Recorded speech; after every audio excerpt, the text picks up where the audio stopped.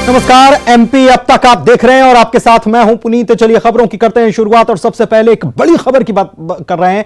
दिल्ली से बड़ी खबर यह कि बीजेपी शासित राज्यों के मुख्यमंत्रियों की बैठक जो चल रही है वो अभी जारी है। बैठक में सीएम शिवराज सिंह चौहान शामिल हुए हैं। जेपी नड्डा इस बैठक में मौजूद हैं। प्रधानमंत्री भी बैठक में शामिल हुए हैं।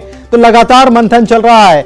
जेपी नड्डा और प्रधानमंत्री नरेंद्र मोदी मंत्र दे रहे हैं। बीजेपी शासित राज्यों के मुख्यमंत्रियों की यह बैठक चल रही है दिल्ली में।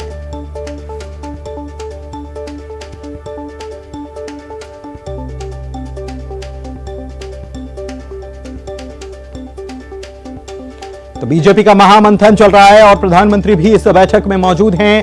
प्रदेश पार्टी के अध्यक्ष बीजेपी के राष्ट्रीय अध्यक्ष जेपी नड्डा भी इस बैठक में मौजूद हैं। प्रदेश के मुख्यमंत्री शिवराज सिंह चौहान भी इस बैठक में हिस्सा लेने के लिए दिल्ली गए हुए हैं और तस्वीरें इस बैठक की आप देख रहे हैं जहां पर मंत्र दिया जा रहा है बीजेपी शासित राज्यों के मुख्यमंत्रियों।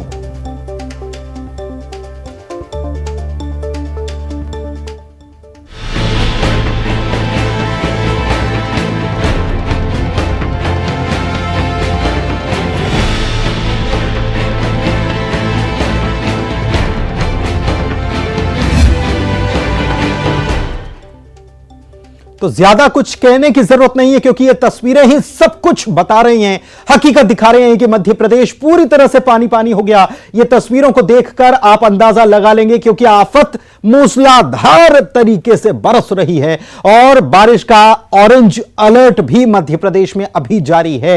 यह ऑरेंज कैटेगरी का अलर्ट 6 संभागों के लिए जारी किया गया है। मौसम विभाग की तरफ से चेतावनी जारी की गई है जिसमें 10 जिलों में अति भारी बारिश की संभावना बनी हुई है। 24 से लेकर 48 घंटे तक ऐसी ही स्थिति मध्य प्रदेश में बनी रह सकती है। इसके पहले आपको बता दें कि नर्मदा नदी उफान पर चल रही है। सड़कें, नालियां, नदियां, हर तरफ पानी ही पानी नजर आ रहा है। कई गांवों का संपर्क तक टूट चुका है।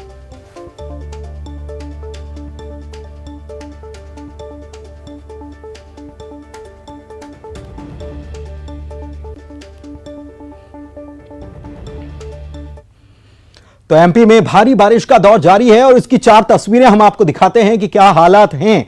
हरदा की बात करें तो यहां पर नदी नाले उफान पर चल रहे हैं। निचली बस्तियां जलमग्न हो चुकी हैं। शाजापुर की भी तस्वीरें आप देख रहे हैं जहां के काला पीपल में लगातार बारिश जारी है और यहां तो रस्सी के सहारे गांव के लोग एक जगह से दूसरी जगह जाने के लिए मजबूर हैं।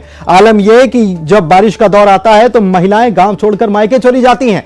नर्मदापुरम में सेल्फी लेने की होड़ में युवक अपनी जान को भी दांव पर लगाने से बाज नहीं आ रहे, उसकी तस्वीरें भी आप देख रहे हैं। इसके अलावा खरगोन की अगर बात की जाए तो यहां ग्रामीण बारिश के दौरान उफनती कुंदा नदी को बैलगाड़ी के सहारे पार करते हुए नजर आए, उसकी तस्वीरें भी नजर आई।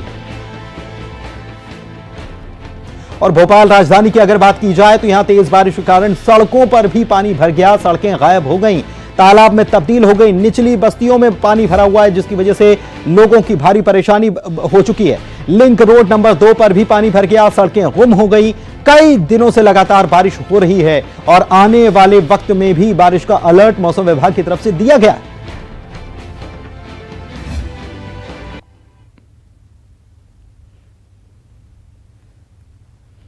तो एमपी में लगातार हो रही बारिश की वजह से डैम के गेट भी खोले जा रहे हैं। भोपाल में कलियासोत तो खंडवा में इंदिरा सागर ओंकारेश्वर बांध के गेट खोल दिए गए।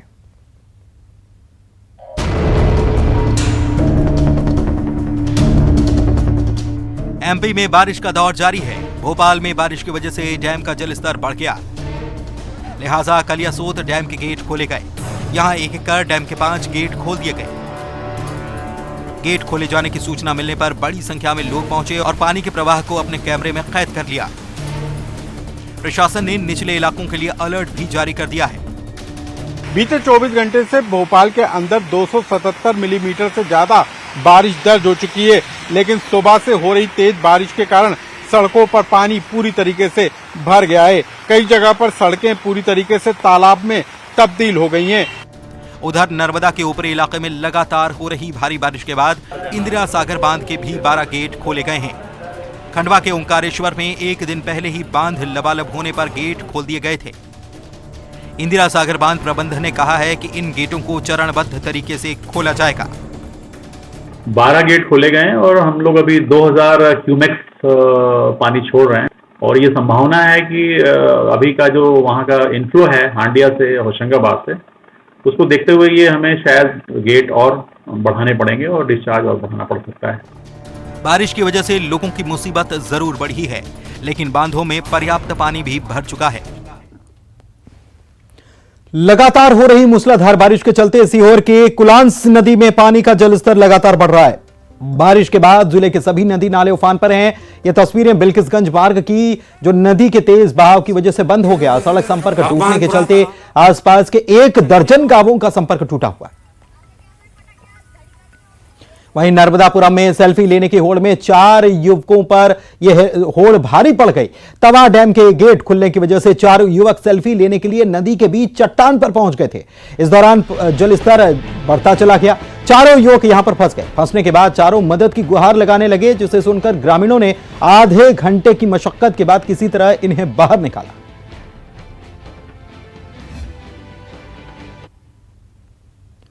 तो मध्य प्रदेश के 1000 से अधिक स्कूलों की मान्यता बहाली को लेकर राहत की खबर आई है। एमपी का स्कूल शिक्षा विभाग तय समय में मूलभूत सुविधाएं पूरी नहीं करने वाले स्कूलों की मान्यता बहाल करने की दिशा में लगातार काम कर रहा है। स्कूल शिक्षा मंत्री इंदर सिंह परमार का कहना है कि उनका उद्देश्य किसी भी स्कूल की मान्यता निरस्त करना नहीं, बल्कि जो कमियां हैं उसमें सुधार किया जाना चाहिए। मध्य प्रदेश के 1000 से अधिक स्कूल जो हैं मान्यता को लेकर उनके नवीनीकरण पर संकट है। मध्य प्रदेश सरकार के शिक्षा मंत्री हमारे साथ मौजूद हैं। सर, इस तरह की खबरें हैं कि जो स्कूल निर्धारित अहर्ताएं पूरी नहीं कर रहे हैं, उनका नवीनीकरण नहीं हो पा रहा है, तो ऐसे 1000 स्कूलों के लिए क्या प्रावधान किए? ऐसे स्कूलों का नवीनीकरण करने की प्रक्रिया स्कूल शिक्षा विभाग में चल रही है। जो कुछ कमी है उन कमियों को दूर कराने का काम स्कूल प्रबंधन से कराए हैं, लेकिन ये कहना कि हम उनको मान्यता नहीं देंगे, नवीनीकरण नहीं करेंगे, ऐसा नहीं है। जो बिल्कुल ही अव्यवस्थित है, बच्चों की सुविधाएं नहीं हैं, केवल उन कुछ एक स्कूलों को छोड़ करके हम सभी स्कूलों पे हमने कुछ समय निर्धारित करके, छोटी मोटी सफाई नहीं है, शौचालय नहीं है, तो उनको हमने कहा है कि भाई इनको ठीक करो, हम उसके निरंतर करेंगे नहीं। लेकिन सर, स्कूल सेशन शुरू हो गया और ऐसे में अगर लेट मान्यता मिलती है तो कहीं ना कहीं दिक्कतें हो जाएंगी जो लोग एडमिशन इसको जब आवेदन उन्होंने किया है, हम लगातार हमने बाकी लोगों को अनुमति दे दी है, लेकिन जिनमें कमी थी उनको भी हमने काफ़ी 2 दिन से लगातार वो करके हम निराकरण करते जा रहे हैं। 3-4 दिन में हम लगभग सब लोगों की सुनवाई करके और उनका निराकरण करेंगे। कुछ बचेंगे तो उनको जो कमी है तो उनको आगे करके तो ये स्कूल शिक्षा मंत्री इंदर सिंह परमार जी, जिनका साफ तौर पर कहना है कि जितने भी स्कूल हैं जो अपनी निर्धारित मान्यताएं पूरी नहीं कर रहे थे, उन सबको एक एक करके मान्यताएं दी जा रही हैं ताकि आने वाले समय में वो सही ढंग से काम कर सकें। बढ़ते आगे, मध्य प्रदेश में बीजेपी और कांग्रेस दोनों ही युवाओं को साधने में जुटी हैं। एमपी में यूथ कांग्रेस जल्द ही बेरोजगार महापंचायत का आयोजन करने वाली है। चंद्रशेखर आजाद के जन्मदिन पर बीजेपी ने यूथ महापंचायत का आयोजन किया। सीएम शिवराज ने इस दौरान कई योजनाओं का ऐलान भी किया। माना यह जा रहा है कि बीजेपी का फोकस युवाओं पर है। उधर कांग्रेस भी युवाओं को साधने के लिए भोपाल में बेरोजगार महापंचायत का आयोजन करेगी। यूथ कांग्रेस के प्रदेश अध्यक्ष का कहना था कि जनता से जुड़े मुद्दों पर संघर्ष करने वाले युवाओं को पार्टी टिकट से भी नवाजेगी। जो सबसे बड़ी समस्या आज हमारे युवाओं की है, जो है बेरोजगारी, भ्रष्टाचार और महंगाई, इनको लेकर भी प्रदेश में आने वाले समय में बड़े बड़े आंदोलन हम तैयार करने वाले हैं। हमारा उद्देश्य है कि 2023 से पहले हर विधानसभा में सभी बेरोजगारों को हम इकट्ठा करें और एक बहुत बड़ी बेरोजगारों की महापंचायत हम भोपाल में करें। उसको लेकर हमने रणनीति बनाना शुरू कर दिया है। सबको जवाबदारियां तय कर दी गई हैं और जल्दी हर विधानसभा तक हम पहुंचने जा रहे हैं। यूथ कांग्रेस से 16 में से 4 नगर निगमों में यूथ कांग्रेस के साथियों को मौका मिला है और जहां वो हारे हैं बहुत कम मार्जिन से हारे हैं। एक छिंदवाड़ा में हमारे यूथ कांग्रेस के साथी विक्रम आके जीते भी, और इसी पैटर्न पर कमलनाथ जी ने साफ कर दिया है कि जो जो युवा बिल्कुल अपने सर्वे में आते हैं और वो ताकत से लड़ने के लिए तैयार है, तो उनके लिए टिकट भी देंगे और उनकी लड़ाई भी लड़ेंगे। बेरोजगार महापंचायत के लिए कार्यकर्ताओं को सभी जिलों में बेरोजगारों को इकट्ठा करने के निर्देश दिए गए हैं। स्टेट एग्जीक्यूटिव की बैठक में युवाओं को टिकट देने पर भी चर्चा की गई। राष्ट्रपति भवन आपको सीधे लिए चलते हैं, जहां पर विदाई हो रही है रामनाथ कोविंद जी की, और वहां वो विदाई भाषण दे रहे हैं। मेरे गांव की धरती का मान बढ़ाया। अपनी जड़ों से जुड़े रहना भारतीय संस्कृति की विशेषता है। मैं युवा पीढ़ी से यह अनुरोध करूंगा कि अपने गांव या नगर और अपने विद्यालयों तथा शिक्षकों से जुड़े रहने की इस परंपरा को आगे बढ़ाते रहें।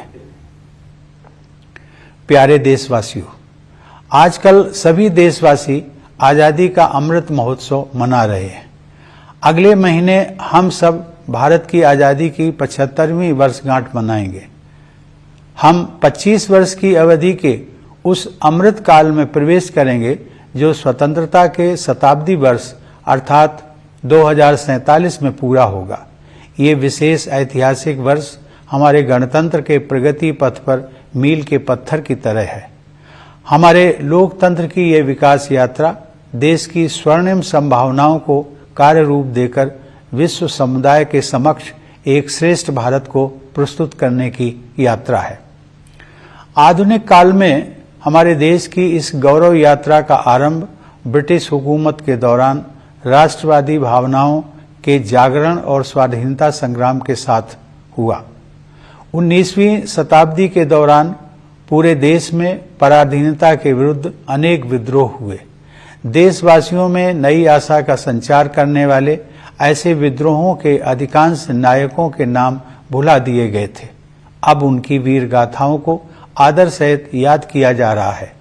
19वीं सदी के अंतिम तथा 20वीं सदी के आरंभिक वर्षों में नवीन जन चेतनाओं का संचार हो रहा था और स्वाधीनता संग्राम की अनेक धाराएं प्रवाहित हो रही थी। वर्ष 1915 में जब गांधी जी स्वदेश लौटे, उस समय देश में राष्ट्रीयता की भावना और भी प्रबल हो रही थी। अनेक महान जन नायकों की उज्जवल आकाश गंगा का जैसा प्रकाश हमारे देश को 20वीं सदी के आरंभिक दशकों में प्राप्त हुआ, वह विश्व इतिहास में अतुलनीय है। जहां एक और आधुनिक युग के एक ऋषि की तरह गुरुदेव रविंद्रनाथ टैगोर हमारी सांस्कृतिक विरासत से देशवासियों को फिर से जोड़ रहे थे, वहीं दूसरी ओर बाबा साहब भीमराव आम्बेडकर समानता के आदर्श की ऐसी पुरजोर वकालत कर रहे थे जैसा अधिकांश विकसित देशों में भी दिखाई नहीं दे रहा था। तिलक और गोखले से लेकर भगत सिंह और नेताजी सुभाष चंद्र बोस तक, जवाहरलाल नेहरू, सरदार पटेल और श्यामा प्रसाद मुखर्जी से लेकर सरोजिनी नायडू और कमला देवी चट्टोपाध्याय तक, ऐसी अनेक विभूतियों का केवल एक ही लक्ष्य के लिए तत्पर होना मानवता के इतिहास में अन्यत्र नहीं देखा गया है। मेरे मस्तिष्क में और भी कई विभूतियों के नाम उभर रहे हैं, लेकिन मेरे कहने का तात्पर्य यह है कि स्वाधीन भारत की विभिन्न परिकल्पनाओं से संपन्न अनेक महान नेताओं ने भारत की स्वाधीनता के लिए त्याग और बलिदान के अद्भुत उदाहरण प्रस्तुत किए। इसमें कोई संदेह नहीं है कि स्वाधीनता संग्राम पर गांधी जी के परिवर्तनकारी विचारों का प्रभाव सबसे अधिक पड़ा और उस दौरान उन्होंने कोटि कोटि देशवासियों की जीवन धारा को नई दिशा दे दी। देवी और सज्जनों, लोकतंत्र के जिस पथ पर हम आज आगे बढ़ रहे हैं, उसकी रूपरेखा हमारी संविधान सभा द्वारा तैयार की गई थी। उस सभा में पूरे देश का प्रतिनिधित्व करने वाले अनेक महानुभावों में हंसाबेन मेहता, दुर्गाबाई देशमुख, राजकुमारी अमृत कौर तथा सुचेता कृपलानी सहित 15 महिलाएं भी शामिल थीं।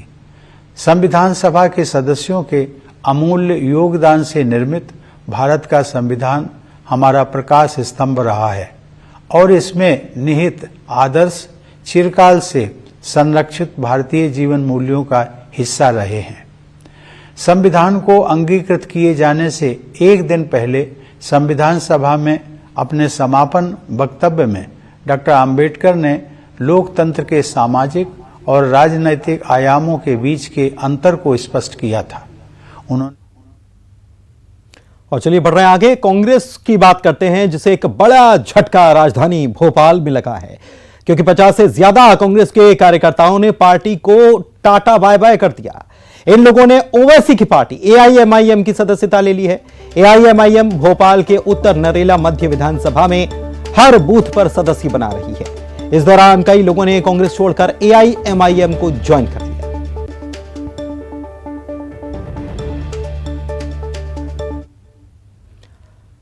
बढ़ते हैं आगे। शाहजहांपुर में रैली के दौरान पाकिस्तान जिंदाबाद के नारेबाजी को लेकर पार्षद को पुलिस ने गिरफ्तार कर लिया है।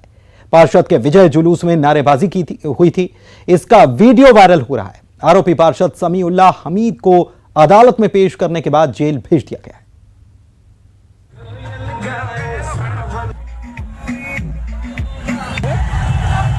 रैली निकाली है, रैली में लोगों की भीड़ है। आरोप है कि रैली में पाकिस्तान जिंदाबाद के नारे लगे।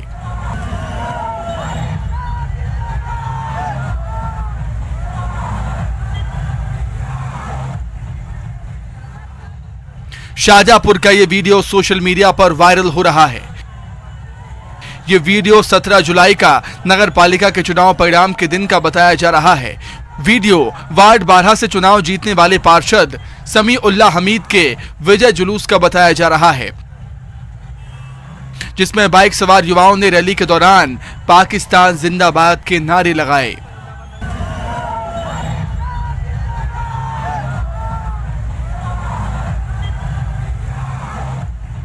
वीडियो के सामने आते ही हिंदू संगठन ने इसको लेकर कड़ा विरोध जताया और एसपी को ज्ञापन भी सौंपा।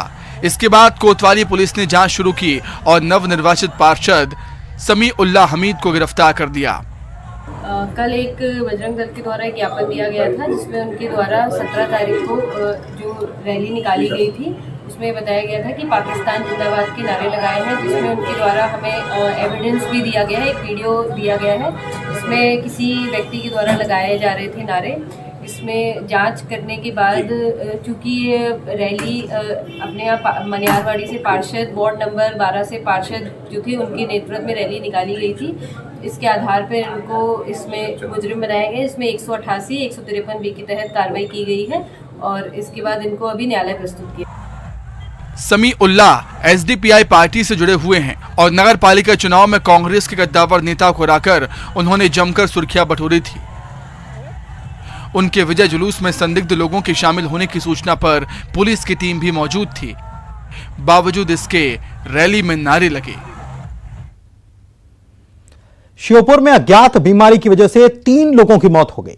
चक पारोन गांव में 15 से ज्यादा लोग किसी बीमारी से पीड़ित बताए जा रहे हैं, जिनको मुरैना इलाज के लिए भेज दिया गया है।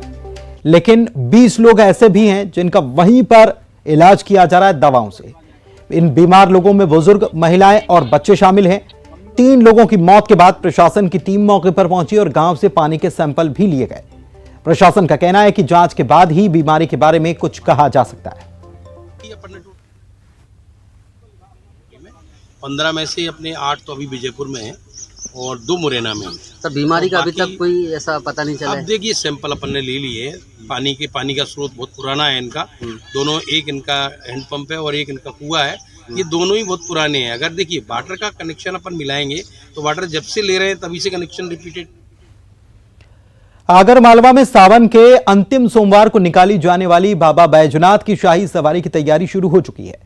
भक्तों को आमंत्रित करने के लिए वाहन रैली निकाली गई। इस रैली में ढोल की धुन पर आगर से बीजेपी के पूर्व विधायक गोपाल परमार जमकर नाचते हुए नजर आए।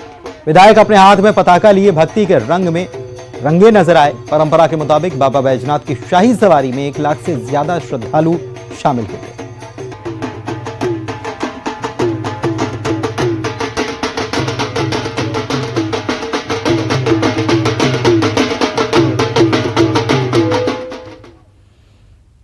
बढ़ते आगे। खरगोन में ब्रजधाम हवेली की स्थापना के आज 4 साल पूरे होने पर पाठ उत्सव आयोजित किया गया।